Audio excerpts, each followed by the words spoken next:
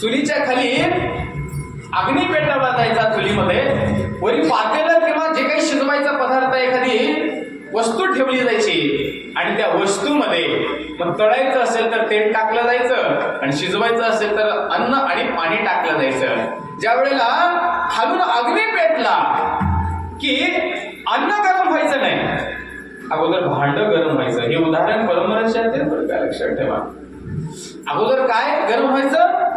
अगोदर पात्र गरम व्हायचं, भांड गरम व्हायचं आणि भांड गरम झालं की भांड्यातली वस्तू गरम व्हायची आणि भांड्यातली वस्तू गरम झाली की तुम्ही त्यामध्ये जे टाकाल ते शिजायचं. मग तांदूळ टाकले तर भात व्हायचा, कढीपीठ टाकलं तर बेसन व्हायचं किंवा आणखीन काही टाकलं तर तो पदार्थ व्हायचा. छंद म्हणतात हे सूत्र ज्या पद्धतीनं आहे तसं आम्ही एक पात्र आहोत म्हणतात. पात्र आम्ही काय आहोत?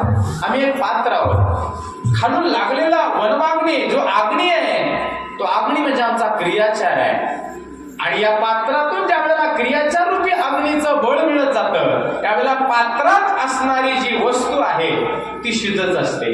काय असते? ती शिजत असते आणि ती शिजली की माणूस संतृप्त होत असतो. तृप्तो भवती शंकरः संतृप्तो मयो. पण ते मी तृप्त असेल तर जग तृप्त आहे. पण हे सूत्र कळणं गरजेचं आहे. म्हणून संत म्हणतात हे कळण्यासाठी सत्संग, दुसरं काही करायची गरज नाही. सत्संगातून काय होतं?